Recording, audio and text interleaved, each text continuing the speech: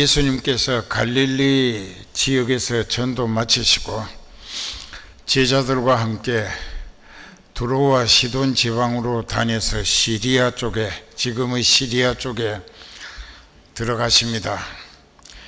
그런데 그곳에 여자 하나가 예수님과 그 일행을 따라오면서 주 다윗의 자손이여 나를 불쌍히 여겨 달라고, 내 딸이 흉악한 귀신에게 들려 죽어가고 있다.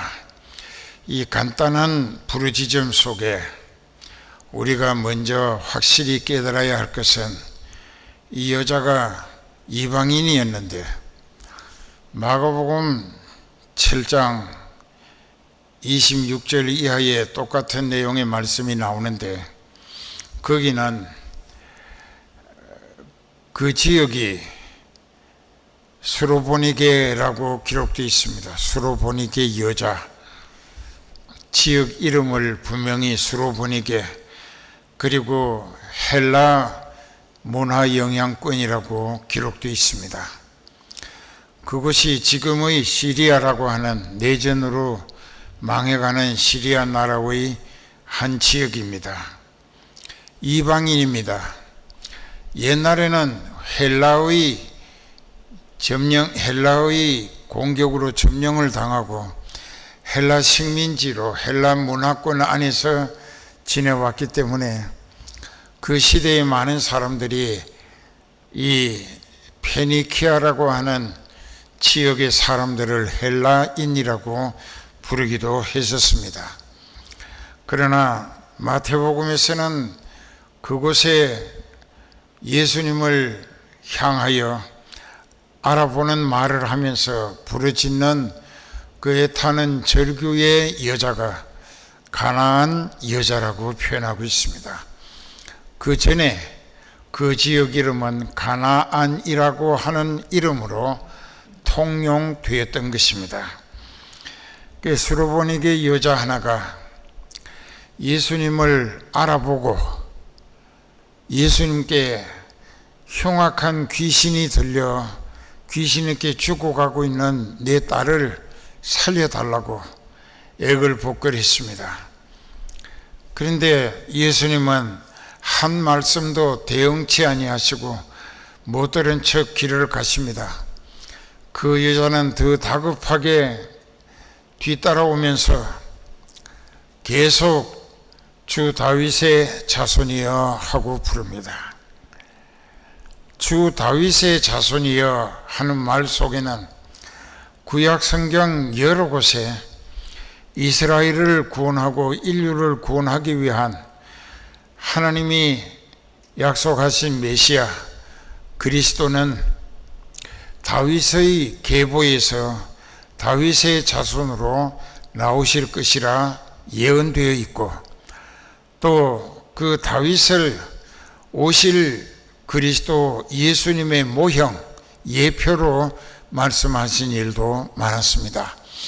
정작 구약 성경을 생활 속에서 외우고 자기 옷술에다 좋아하는 구절을 적어서 그것이 자기 인생의 좌우명인 것처럼 그렇게 말씀에 가까이 했던 유대인들은 예수님을 알아보지도 못하고 하나님이 약속하신 다윗의 자손으로 보내온 메시아 그리스도이심을 믿어 드리지도 아니하고, 오히려 예수님은 구약 성경의 예언하신 대로 성취되어 오신 그리스도임이 틀림없는데도 그분의 말씀을 멸시하고 그분을 배척하며 여러 모양으로 회방하고 대적하기를 일삼았는데, 반대로 이방,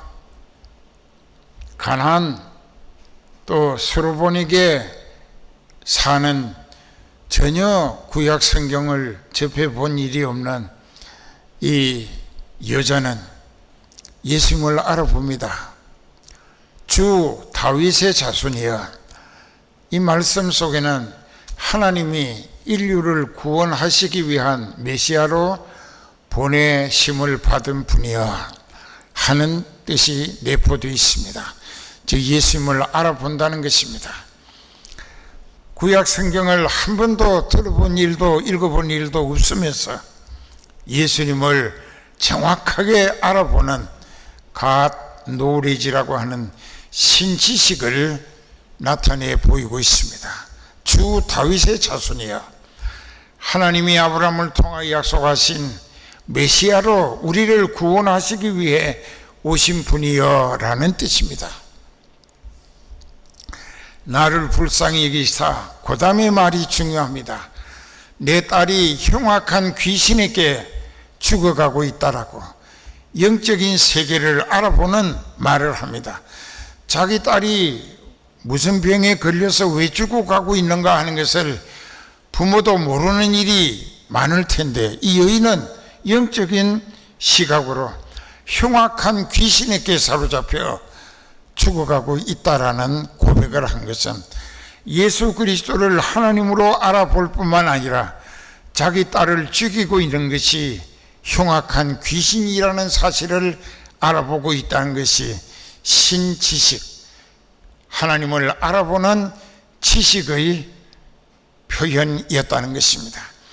그래서 우리가 오랜 세월 목회를 하면서 여러분들의 신앙을 예수 그리스도를 통하여 천국길로 이끌려고 몸부림치는데 많은 사람들이 근성으로 교회를 드나들고 형식적이고 습관적인 예배를 드리고 회개를 한 번도 제대로 한 일이 없어 영적인 소속은 아직도 악령에 사로잡혀서 지옥길에 끌려가고 있으면서 몸만 교회에 드나드는 것으로 자기는 믿는 사람이고 또 교회 열심히 다니기 때문에 구원을 기대할 수 있다라고 자기 자신에게 속고 있는 교인들이 꽤 많다는 데 문제가 있다는 것입니다.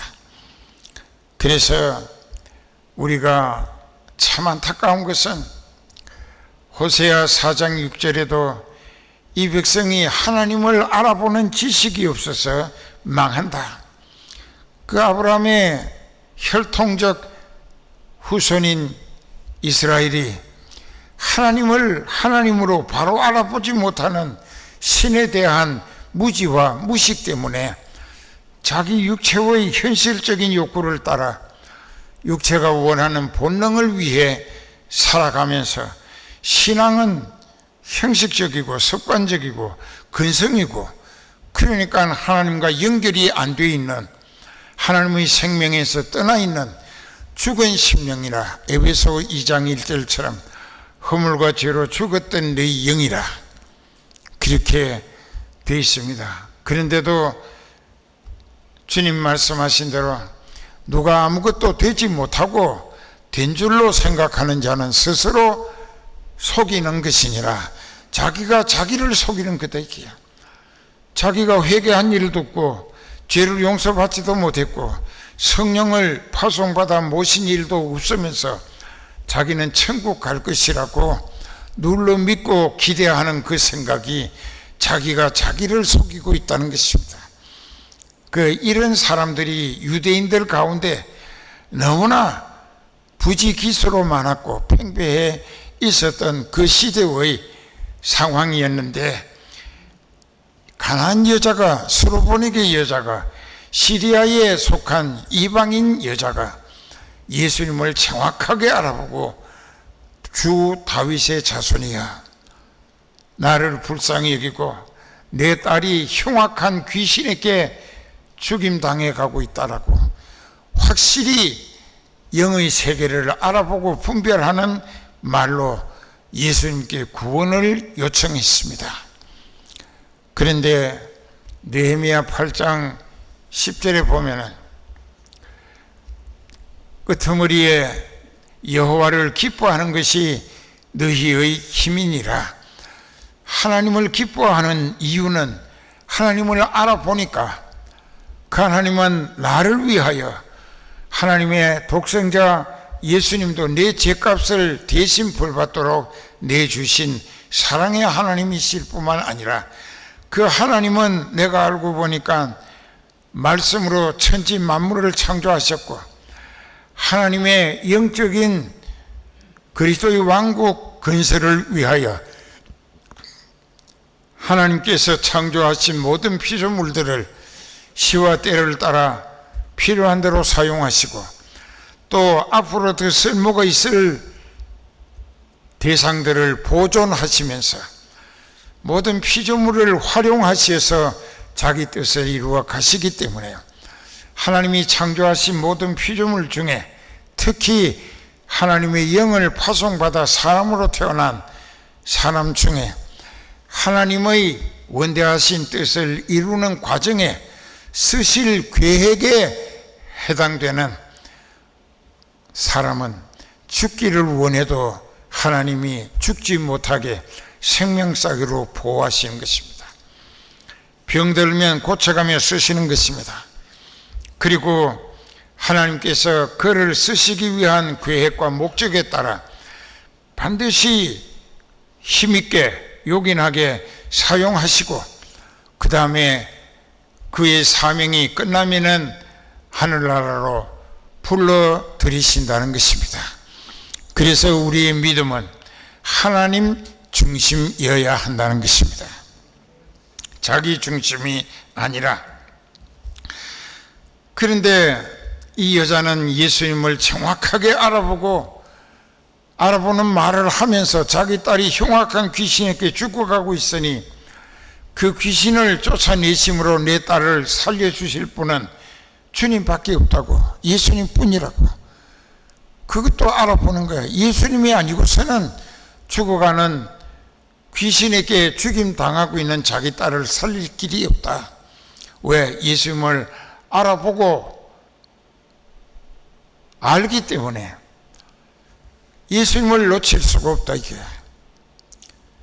그래서 계속 예수님과 그 제자들을 뒤를 쫓아다니며 주 다윗의 자손이여 나를 불쌍히 여기사 내 딸이 흉악한 귀신에게 죽어가고 있으니 살려달라고 구원을 애걸복걸했습니다. 예수님은 아무 반응도 한마디 말씀도 안 했습니다. 들으셨지만은 못 들은 척 계속 길을 갔습니다. 제자들이 그 상황을 보다 못해 예수님께 여쭙기를 주여 저 여자가 자꾸 우리 뒤를 쫓아오며 계속 부르짖고 있사오니 해결해서 돌려보내시는 것이 낫지 않겠는가 하고 예수님께 청탁을 드립니다. 그럴 때 예수님의 말씀은 나는 이스라엘 집의 잃어버린 양 외에는 보내심을 받지 아니했다. 이스라엘 집의 잃어버린 양, 즉 아브라함의 혈통적 후손인 이스라엘에게 아브라함을 통하여 약속하신 하나님의 구원을 이루어 주기 위해서 왔기 때문에 내게 있어 1차적 사명은 잃어버린 아브라함의 후손, 즉 아브라함의 혈통적 후손이라 언약을 받은 백성이긴 하지만 그들이 하나님을 몰라보고 말씀을 무시하고 거역하고 배척하며 하나님을 완전히 등지고 미신 우상을 하나님보다 더 섬기고 산다 이렇게. 그것이 잃어버린 양이라. 이스라엘의 잃어버린 양, 즉 하나님을 떠나 영이 죽어서 지옥에 끌려가고 있는 아브라함의 후손 언약의 백성들을 구원하는 것이 내 온 1차적 사명의 목적이다. 그 사이에 여자가 달려왔습니다. 예수님 앞에 이마가 땅에 닿도록 엎드려 절을 하면서 주여 나를 불쌍히 여겨달라고 계속 부르짖습니다. 그때 예수님은 그 여인을 향하여 자녀에게 줄 떡을 자녀에게 주지 아니하고 개들에게 던져주는 것이 옳지 않다. 이 말씀은 비록 하나님의 생명에서 떠나 있는 이스라엘의 잃어버린 양을 자녀라고 호칭하셨고 이 수로보니게 가나안 여자를 개로 적시하는 말씀을 하셨습니다. 너는 개와 같다. 그 당시 이스라엘 사람들은 아람을 통하여 뽑히운 선민 사상에 또 율법의 우월 의식을 가지고 잔뜩 교만해서 이방인들은 개나 돼지로 취급을 했습니다. 그들의 의식 구조를 예수님도 아시기 때문에, 예수님도 너는 가난한 여자이기 때문에 아브라함과 상관없는 약속의 언약에 대하여 외인이고 나와 상관없는 개와 같다. 내가 자녀 잃어버린 이스라엘의 양들에게 구원을 시켜야 할 1차적 사명을 위해 왔고 애쓰고 있는데 너 같은 개에게 자녀에게 줄 은혜를 나눠줄 필요가 없다라고 그 여자의 자존심을 상당히 상처를 주는 것 같은 말씀을 하셨습니다. 예수님의 인격이 없어서였을까요? 인격의 본체이신 하나님인데, 그런데 예수님이 그렇게 하신 것은 그 여인이 예수님을 알아보는 만큼 믿어지는 믿음에 대한 기대와 인내, 이것까지 예수님이 가꾸어 가면서 확인해 보실 필요가 있었던 것은 예수님이 택한 백성들에게 하시는 말씀과 또 연단을 받게 하시는 목적, 또 여러 가지 시련을 겪게 하시는 이유도 그 사람이 신앙이 순수 하나님 제일주의 신앙, 말씀 절대주의 신앙으로 바로 세워지기를 예수님의 방법으로 가꾸어 가시면서 그 믿음을 크게 키워주셔서 큰 믿음이 확인됐을 때 예수님은 그 큰 믿음을 통하여 큰 구원을 주시기 위한 목적으로 역사하신다는 것입니다. 개 같은 게 무슨 하나님의 자녀에게 줄 은혜를 요구하느냐, 염치도 없고 가당치도 않다라는 예수님의 말씀을 듣고 그 여자가 어떤 반응을 보였는가? 이것은 주여 옳습니다. 주님의 말씀은 100% 진리고 옳습니다. 그러나 개들도 주인인 이스라엘의 밥상에서 그들이 하나님으로부터 배불리 받아 누리는 은혜 중에 떨어지는 부스러기는 개들도 얻어먹을 수 있지 않겠는가 하고 자기를 예수님이 보시고 개라고 하셨고 그때 그 여자는 개의 자리에 완전히 낮추어 처신을 했습니다. 옳습니다. 저는 하나님이신 예수님이 보실 때 개만도 못한 존재입니다. 옳습니다. 그리고 자녀에게 줄 이스라엘에게 베풀 은혜 중에 부스러기 은혜라도 줬사오니 그 은혜라도 내 딸을 살릴 수 있을 것을 믿사온자 개들도 제 주인의 상에서 떨어지는 부스러기는 먹을 수 있지 않는가 하고 애절한 표현에 간곡한 호소였습니다. 그때 예수님은 갑자기 표정과 은사가 바뀌어지셨습니다. 여자여, 네 믿음이 크도다. 네 믿음이 크도다. 그러면 여기에서 우리가 신학적으로 성경 신학적으로 깨달아야 할 것은 예수님이 평가하시는 큰 믿음은 어떤 것인가? 1차로 첫째로는 예수님을 하나님의 아들 그리스도로 정확하게 알아보는 신지식을 하나님으로부터 받았다는 사실. 그 다음에 두 번째로 예수님이 아니고서는 딸을 살릴 수 없다는, 딸을 살리기 위해서는 예수님이 이스라엘에게 베푸시고 남은 부스러기 은혜라도 능히 자기 딸을 살릴 수 있을 것으로 믿고 있다는 신앙 고백입니다. 이것이 믿어지는 믿음입니다. 그것을 신뢰라고 합니다. 믿고 의지한다는 것입니다. 그것을 영어로 트러스트라고, 트러스트, 신뢰한다, 믿고 의지한다는 것입니다. 그 다음에 확신이 있었습니다. confidence라고 하는, 영어로 confidence가 뭐냐, 그게 그 말이 아주 확실히 믿는다는 것입니다.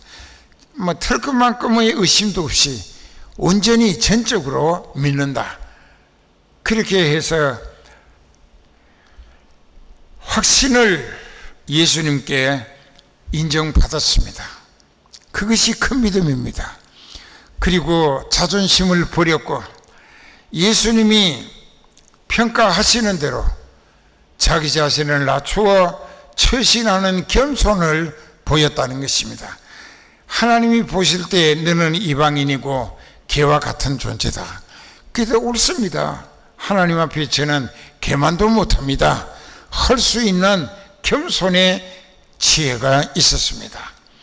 이것이 생각이나 말뿐만 아니라 행동으로 그렇게 예수님께 인정받을 수 있도록 보여드린 것입니다. 그리고 끝까지 예수님이 이런 방구의 응답도 없으시고 나는 이스라엘 집의 잃어버린 양 외에는 보내심을 받지 아니하였다 하는 말씀을 들었으면서도 쉽게 체념하거나 포기하거나 돌아서지 아니하고 끝까지 인내하며 부르짖고 매달릴 수 있었던 것은 예수님을 예수님으로 정확히 알아보는 지식이 있었기 때문이라. 그의 큰 믿음은 네 가지로, 그 시로부터, 그 시간부터 그의 딸이 나았더라. 자, 오늘 우리의 믿음은 이 시대가 코로나 바이러스 때문에 그것을 핑계로 교회가 엄청난 회방과 순환을 겪고 있습니다. 또 교회가 잘못된 현실 정치 참여를 통한 선동 때문에 교회가 크게 오해를 받고 여러 모양으로 피해를 보고 있는 것도 사실입니다.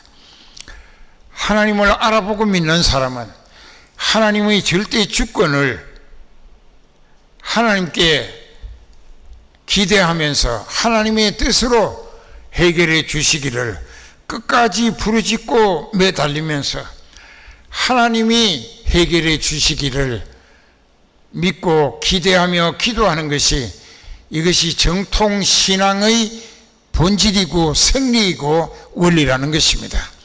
마치 내가 하나님인 것처럼 내가 현실 정치에 뛰어들어서 내가 뭐 이렇게 하고 저렇게 하겠다고 하는 것은 하나님을 우롱하고 능멸하고 하나님을 욕되게 하는 것입니다. 참 하나님 성도는 하나님의 절대 주권을 하나님께 온전히 기대하면서 하나님께서 우리의 기도를 들어 하나님의 방법으로, 하나님의 능력으로 이 모든 문제를, 코로나 바이러스도 제거하시고 또 모두가 건강해서 하나님 제일주의 신앙으로 더 잘 섬기기 위하여 건강하고 경제도 회복하게 해 주실 분은 하나님뿐이시라는 것을 진짜로 믿어서 수로보니게 가난한 여자처럼 하나님을 하나님으로 알아보고 하나님으로 받들어 섬기면서 하나님의 절대 주권을 기대하고 의지하며 기도하고 부르짖어서 그 하나님의 뜻으로 하나님의 능력에 의한 해결의 역사가 서둘러 응답되어지기를 우리에게 시도하라고 오늘 이 말씀을 여러분들에게 애타게 선포하게 하신 줄 믿습니다.